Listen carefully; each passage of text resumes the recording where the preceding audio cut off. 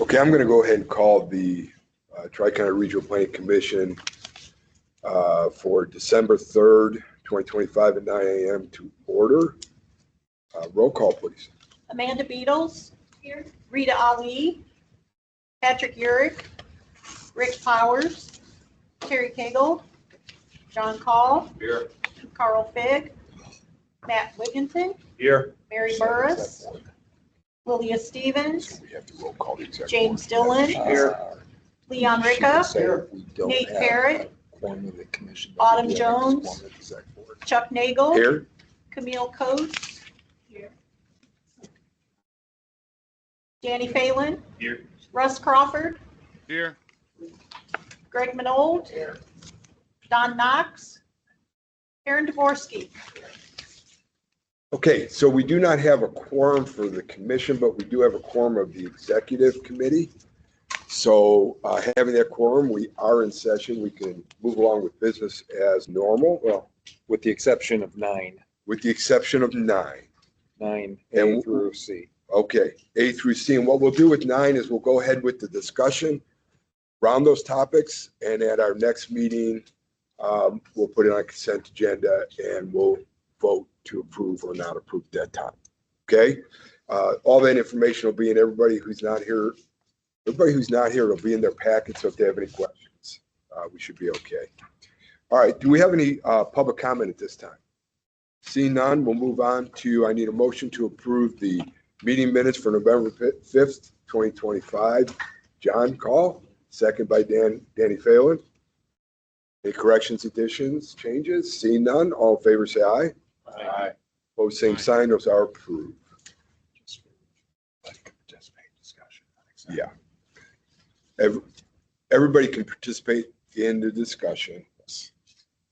Voting is just exact, right? Right. Okay. Motions and seconds should be the same. All right. Chairman's report. I just, in case you're wondering, and I feel like I should mention it, if you're looking at my face, you should see the other guy. That's how I would start. But in reality, I passed out while on the treadmill. So I wouldn't recommend that for anybody. It doesn't end well. And that's all we're going to say about that. I'm not going to tell the whole story, but it was not fun. All right. Executive Director's report. Okay. Hard to follow that. I'll start off with a couple items that are at ongoing projects.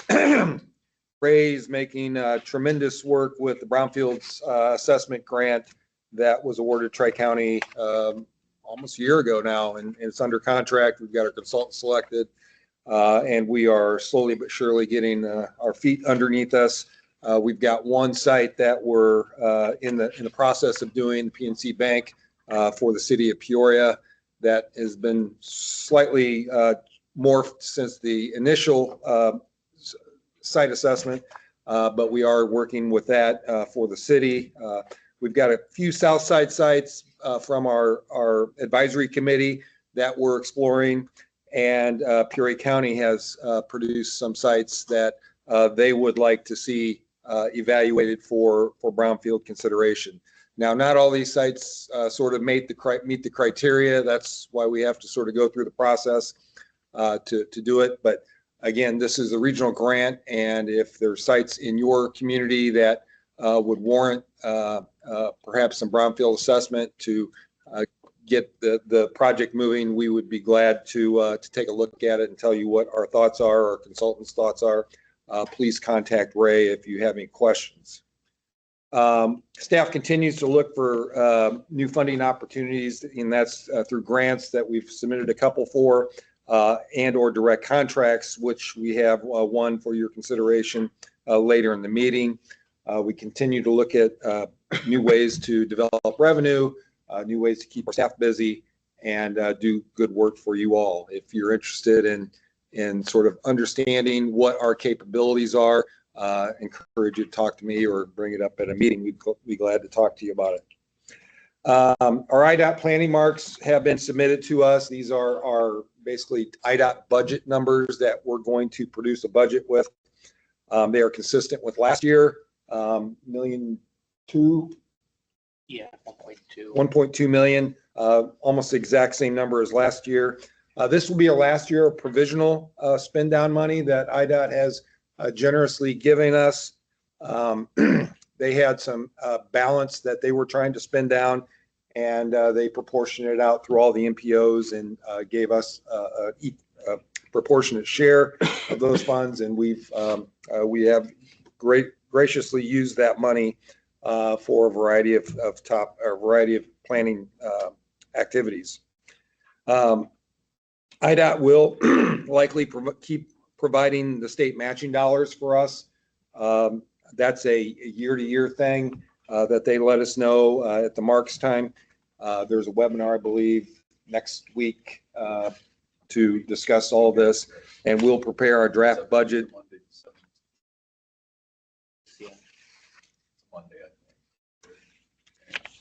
No, that's fine. We'll prepare our draft budget for a mid-February submittal, so that new year is already upon us.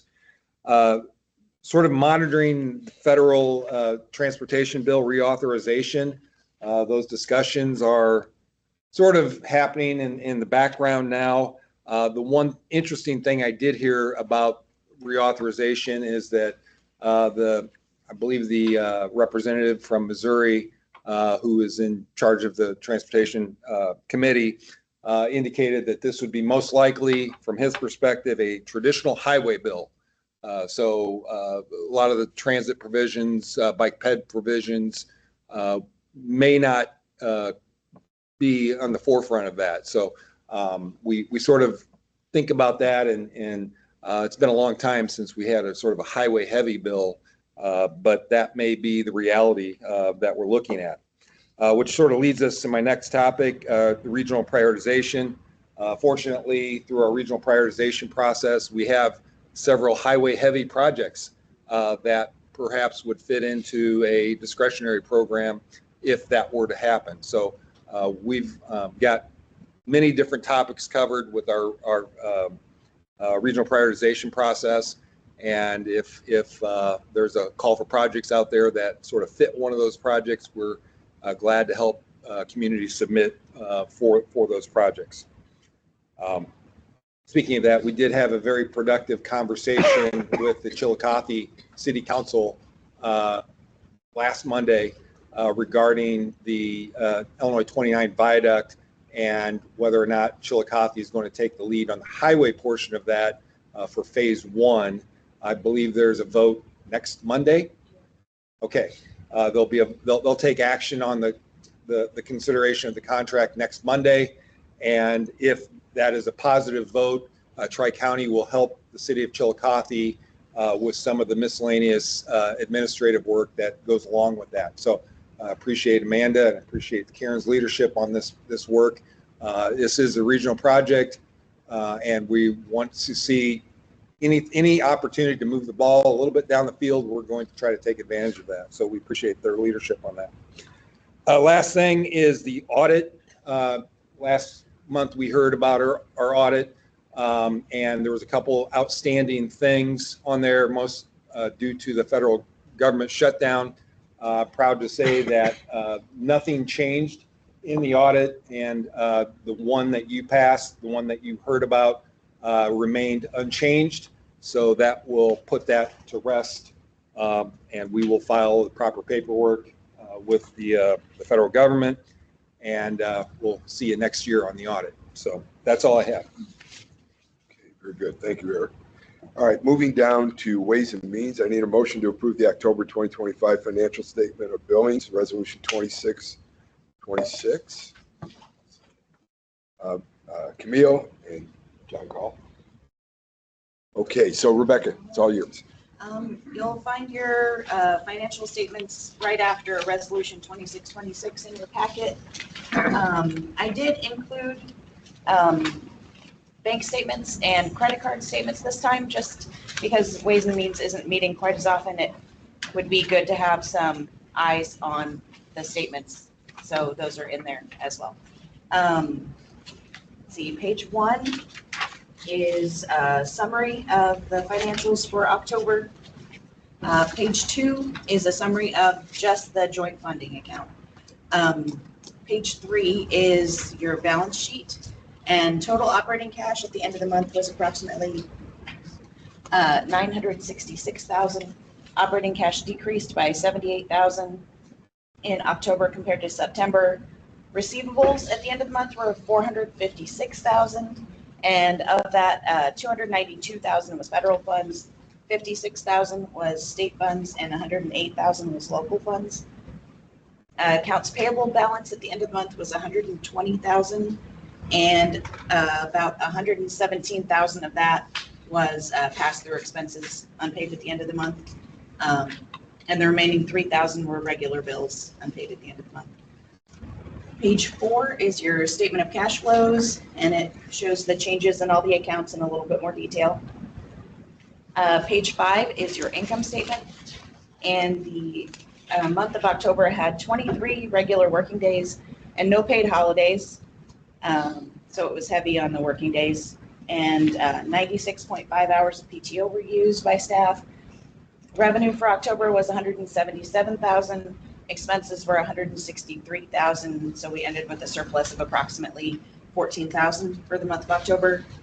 We've used so far in FY26 about 38,000 of our internal funds for local matching on grants, and fiscal year 26 so far has a surplus of approximately 202,000 as of the end of October. And after all of the statements, you have a register for the checking account and the checking account statements, and a register for credit card and the credit card statements. Let me know if you have any questions. All right, any questions, Dan? Yeah, I was just curious if somebody from Ways and Means could talk about why we are meeting less, or if there's a reason for that. I certainly can. John, do you want to? Yeah, go ahead. No, I can't. I'm Oh. not sure why we're meeting less. I can tell you is that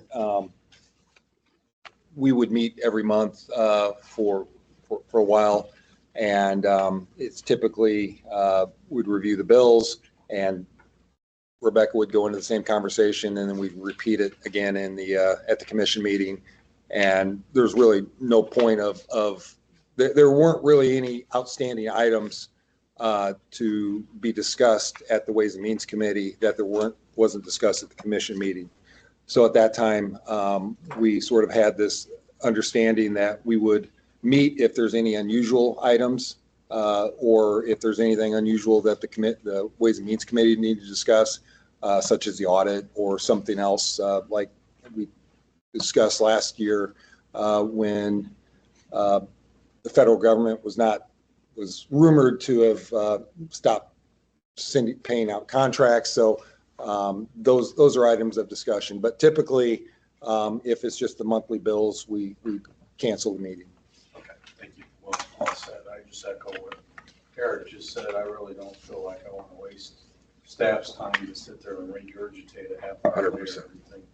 Just anything that's abnormal or things that we need to meet for, we're going to meet. Yeah. And just, I'll communicate with the chairman when the agendas go out, and we'll just say, is it okay to cancel? And we'll confirm that. And we'll be using a little bit more paper, but just for best practices, we just thought you guys should see those statements. Okay. Any other questions for Rebecca or Eric at this time? Okay, so I have a motion and a second. All in favor of approving resolution 2626, say aye. Both same sign. That is approved. Moving down to number 8, personnel. I'll take that one. First, I need a motion to approve the executive director's performance evaluation process, resolution 2625. Danny Phelan, and a second by Mr. Call. The evaluation process was looked at by personnel committee and then the executive committee. It's still a work in progress a little bit, but you have that in your packet. Any questions, any comments directed towards anybody on those committees. But at this time, we're comfortable where we're at. So I have a motion and a second. All in favor, say aye. Aye. Second, same, or opposed, same sign, sorry. That is approved. Moving down to transportation, Michael. Sorry, Michael. I need a motion to appoint the members to the Regional Transportation Safety Committee for a 2-year term starting July 1/25 through June 30th, 2027, resolution 2623. Do I have that motion? What? Wait. Point of order. So transportation needs to be voted on by the full board. Okay, So I think these would not be a action item at this point. This would be a okay, discussion. you told me that. I'm sorry, Eric.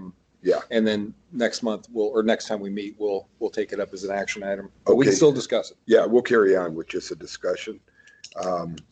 Michael? Okay, perfect. So I'm just gonna go through it like I normally would, if we had a quorum and we're voting on it here. So the first one here is, the motion to appoint members to the Regional Transportation Safety Committee for a 2-year term, backdating starting on July 1st of this year and expiring on June 30th of 2027. I will note there was a handout, on the table, for you all. In the packet, we only had the resolution, the front part of the resolution. We didn't have the second page of the resolution because we were still making some changes on the committee.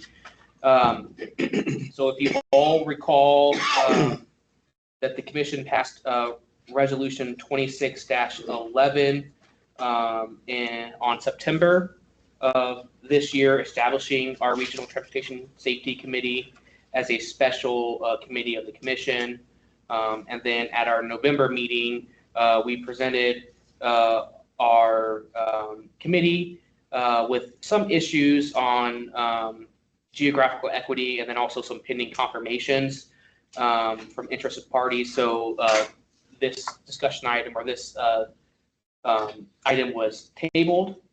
So this time around, staff has been working to correct the geographical equity issue. And we have confirmed everyone, but we're still waiting on 2 Woodford County individuals. So the handout has all the current members, and then there's 2 spots that just say vacant holding for Woodford County reps.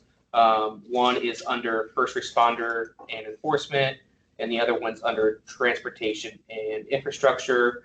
We are currently talking with the Eureka Goodfield Fire Protection District on getting a representative from their office potentially for the first responder and enforcement. And then we're not having luck on the transportation infrastructure, talking to a public works department. We're gonna talk to Chuck for his meeting. We have a couple more communities that we're gonna be reaching out to try to get some people confirmed on, or get at least one confirmed from them. Moving down, just to kind of bring it back up to your speed here, or remind you that these kind of the purpose of this committee is to be comprehensive. So there's representatives from all 3 counties, and they represent a variety of kind of topics here. So we have like advocacy and community. We have people from the business in the industry section. We have some individuals from the education side, individuals from first responders and enforcement. We have some human services, and then the transportation and infrastructure individuals. And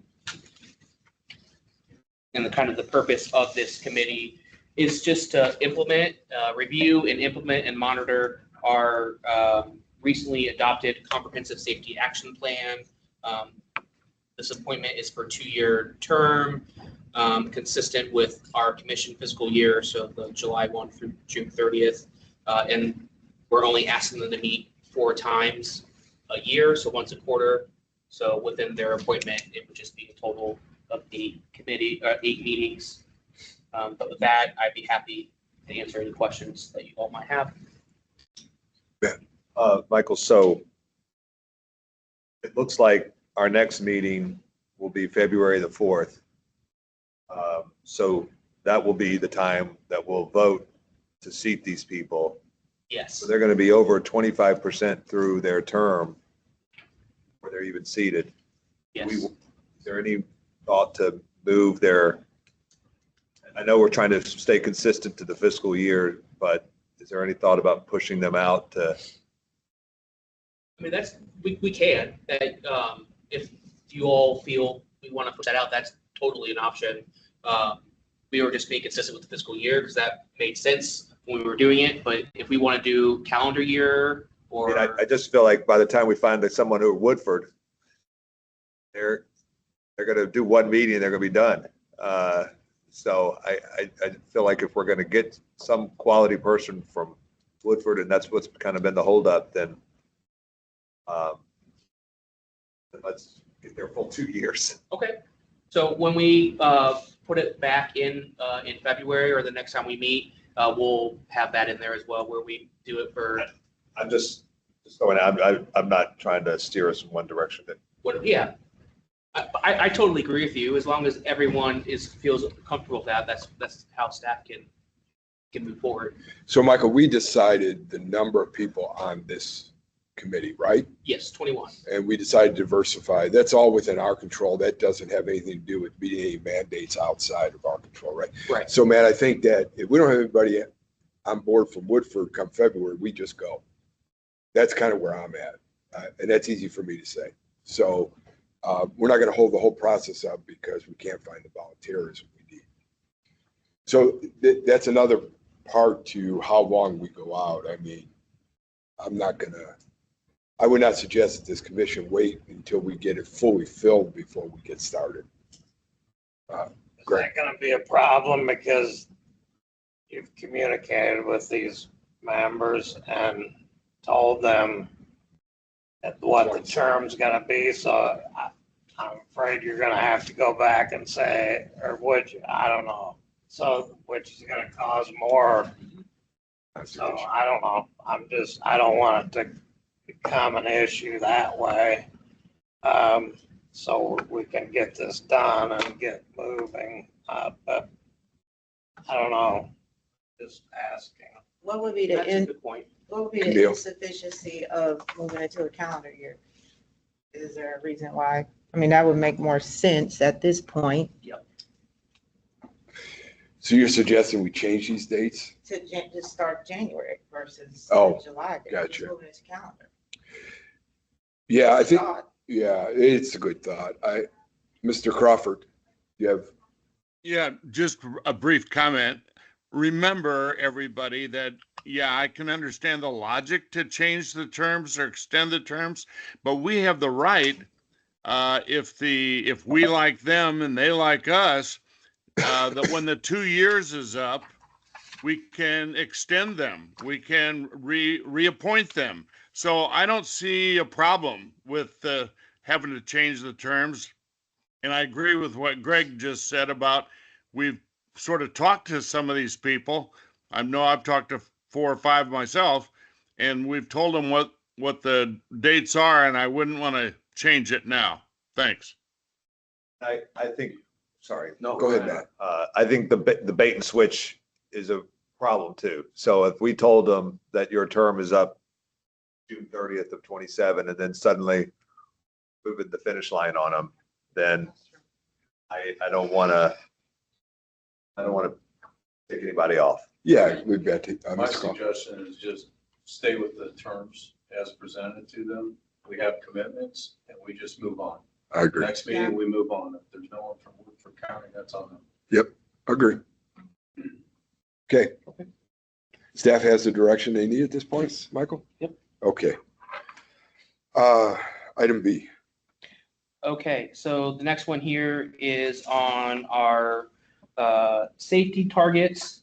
At the federal level, the transportation legislation has mandated the use of performance measures to better assess federal transportation investments progress in achieving our national transportation goals.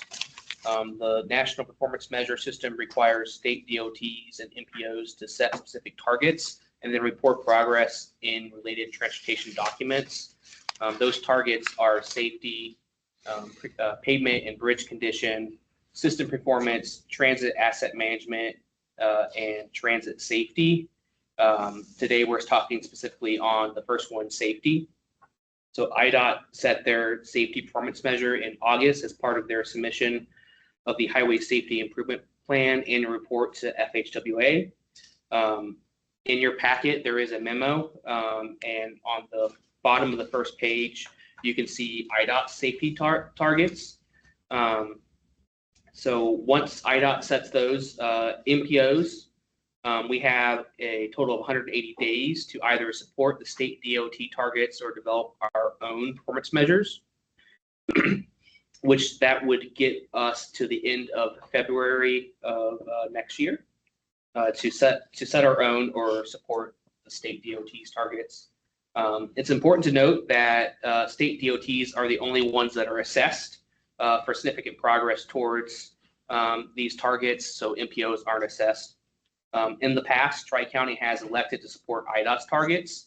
However, with the Comprehensive Safety Action Plan, we now kind of have a structured, data-driven methodology for monitoring and reporting safety performance.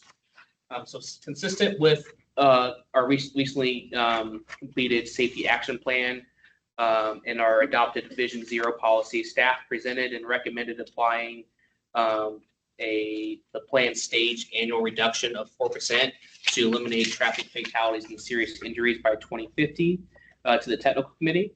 On page 2 of the memo is a graph that shows the region's safety data. And then on page 3 is of the memo kind of presents what we showed to the technical committee with the 4% reduction. At the technical committee, they questioned whether adopting a more aggressive 4% target would increase eligibility or competitiveness for safety funding, which doesn't. By doing the safety action plan, we are now eligible for specific safety implementation grants, but by having the more aggressive 4% reduction, that doesn't affect anything in terms of eligibility for grants. So due to the lack of direct funding incentives, the group, the technical committee, recommended adopting the state's 2% targets for 2026 with the intention to revisit the targets next year's after further review, and then the safety committee will be up and running and can have their input. Additionally, during the technical committee meeting, it was also asked about specific past performance on safety targets. At the time, staff didn't have historical data or last year's data for 2024, but we did present the safety performance targets data in our 2050 long-range transportation plan, which outlines the 22 and 23 safety performance measures. So included in your memo, I did include on page 3 at the bottom, and then starting on page 3 at the bottom, and then on page 4 of the memo, we did include an overview of the 2024 safety performance targets. And it's also important to note that safety targets, we use a 5-year rolling average for setting and measuring.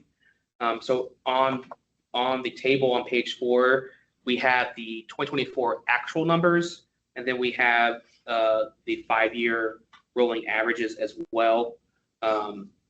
We only show the actual numbers just to kind of help show trends. So you can see that in 2024, we met 3 out of the 7 targets. And then there was additional 2 targets that were showing positive trends with the actual numbers. So unfortunately, our region did not meet and is not trending in the right direction for the numbers of fatalities and the number of non-motorized serious injuries. And then moving on at the bottom of page 4, it shows the updated safety performance targets utilizing IDOT's reduction methodology. But with that, I know that was a lot, so I would be happy to answer any questions that you all might have. Any questions out there for Michael this time? Well, it's good information you shared. That's the first time I think about that. I've seen all that data. Agreed. Okay, seeing no other questions, Michael, we'll move on to C. Okay. All right. So last one here for transportation. So this is our TIP amendments. So we have a total of 4 here. The first one here is project PC-27-02. This is the reconstruction of Sheraton Road. from Shearbrook Lane to Northmore Road. This project is being added to the FY27 program, and it received funding from the IDOT's FY24 local public funding. And then we have project PC-27-03. This is a intersection safety improvement project at 7 intersections within Peoria County. Of those 7 intersections, 2 of them are within our MPO boundary. Those 2 are the intersection of Hannah City, Glassboro Road, and Lancaster Road, and then the intersection of Maple Ridge Road and Parker's Corner Road. This project is being added to the FY27 program with HSIP funding. And then we have project PEO-27-01. This is the reconstruction of Wisconsin Avenue from McClure Avenue to Forest Hill Avenue. This project is being added to the FY27 program, and it also received funding from IDOT's FY 2024 local public funding. And then last but not least, we have project TZ-26-01. This is the resurfacing of Broadway Road from 170 feet east of Springfield Road easterly to 930 feet east of the northbound Interstate 155 ramps. This project is being added to the FY26 program with funding from the IDOT's FY24 local public funding. And with that, I'd be happy to answer any questions that you all might have. Any questions for Michael at this time? So we'll bring those items back to you on a consent agenda. Of course, at that time, you can pull any of these again if you have further questions, but we're going to move on from there. Seeing no questions. Yes, Amanda. Michael, the one just before the last one, what was that number? I didn't see it in my packet. It's on the back, it's on the next page. The Wisconsin one? Oh, project PEO-27-01. I have PE 2701. Oh, yes. So in the packet, I'm sorry, there was an error where Okay, we had PE instead of PEO. okay, It is corrected in the, okay, in your resolution, yeah. Yeah. okay. Yeah. No worries, I was just trying to find that number to follow along and. Yeah, Good apologize. catch. I forgot about that. Not a problem. Okay. Seeing no further questions, we'll move down to 10, planning, and we can take action on these, right, Eric? Yes, we can. All right, so I need a motion to authorize the executive director to enter into and implement an agreement for planning and zoning services for the village of Dunlap, Resolution 2629. Do I have a motion? Leon, and a second? Mr. Dillon? All right, so that is Debbie. Debbie, is that you? Yes, that's me. Okay. Executive Do you committee. need executive committee to make the motions? Yeah, we need executive committee to make those motions in a second. Sorry, gentlemen. Okay, Yeah, I'll second. okay, Camille and John. Alrighty, so as you all know, the commission provides expertise in community planning, land use, and mapping on an as-needed basis to jurisdictions within our region. Last month, staff met with officials from the village of Dunlap to review its 2022 comprehensive plan, which Tri-County wrote for them.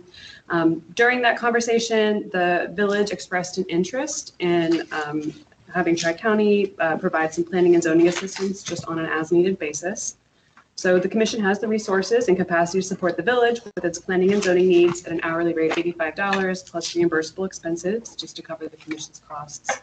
So if approved, staff would begin to submit a draft agreement to the village for their consideration. Okay, any questions for Deb? I heard you say it, Debbie, but I just want to clarify that this contract would cover all cost. It would. Okay. Any other questions? See none, all in favor, say aye, executive. Aye. Opposed, same sign. That is approved. And moving down to B, I need a motion to authorize the executive director to enter into and implement an agreement for planning and grant administration services for METEC Resource Center, Resolution 2630. Executive Committee, Camille's motion, second by Danny. This is Michael, I believe. Yes. Okay, thank you. So the commission has been working with METEC Resource Center since 2023 to provide planning and grant administration services for its HUD Healthy Homes program, and then also their HUD Older Adult Home Modification Program. The METEC Executive Director just earlier or late last month reached out to staff and requested additional assistance with administering the METEC's new grant, which is the Home Repair and Accessibility Program, or the HARP grant. Similar to the Dunlap process, staff or commission has the resources and capacity to support METEC. This is kind of more on an as-needed basis. And we are recommending an hourly rate of $85 per hour plus any reimbursable expenses to cover all of commission's costs. Then I'd be happy to answer any questions. Any questions for Michael? Greg. METEC. Alphabet soup. You know, that's a good question, but I can't. Google it, I Michael. don't know. Google it. I think it used to be like a church, but now it's yeah, now it's just a fully fledged. Yeah, it's just a not-for-profit that's Yeah. based on the south side of Peoria that offers, in this case, housing assistance, but I think they get into other areas as well in terms of assistance to low-income They do families. taxes for you. They've been around a long time. I know that. I believe METEC might be their formal name. Yes, it is. Yeah. It was originally an acronym, but now I think it's their name. And I'll let you know, the reason that they've reached out to us is that they're not a governmental unit, or not a governmental entity, and they need a governmental entity to sign off on the paperwork that would be submitted to the federal agency at this point. Good, Greg? Good. Any other questions? Great question. Great question. All right, I have a motion and a second. All in favor, say aye. Aye. Opposed, same sign. That is approved. Move on down to updates. IDOT, Doug, got anything for us? Just to add on to what Eric said, with the state planning funds match to support your PL funding, I will need an email as to how much of that state PL money you want, whether it's a whole 20% or less. So I do need a formal email from you guys on that. That's really all I have. Do you have anything, or we're good? Any questions for either of those folks? And nobody from Federal Highway here this morning. So we'll move on to other. Our next meeting is scheduled for February 4th. Kind of make the holidays easier for everybody. 2026 at 9 a.m. Nobody sees any need to meet in January because of item 9. No. Okay. All right. So the other thing is the 2026 meeting schedule handout. We have those in our packets, maybe? They're handout. Handout on the table. Okay, so Grab make one. sure you pick one of those up. I wait for, I've got one quick We other. need before one. you're always set. like this. I need to Okay, get one additional thing I'll shout out. So we have an open house today for a project that we've been working on. I know that Gavin and Isaiah put a whole lot of work into this project all throughout the summer leading up to this. So it'll be at the East Peoria Library / City Hall, right in the atrium. So you can't miss us at 4 to 6 p.m. So you can walk in at any time, and we'll just talk about a bus stop accessibility plan study that we've been working on. So this, I believe that we've had a presentation in the past at this meeting. So we're looking into inventorying all of our CityLink bus stops and identifying which ones we are prioritizing to improve. So we hope to see everyone there. very good. I know one guy will be there. All right. So walk out of your office. They know where to find me. I didn't put you on the spot, did I, Mike? No, I plan on stopping. Okay. Moving on to adjournment, I need a motion to adjourn. Do I have that? Danny in a second by Mr. Call. Executive Committee's going to stay around and meet right after this. So we're going to meet where we normally meet, okay? So I have a motion and a second. All in favor of adjournment, say aye. Aye. We are adjourned.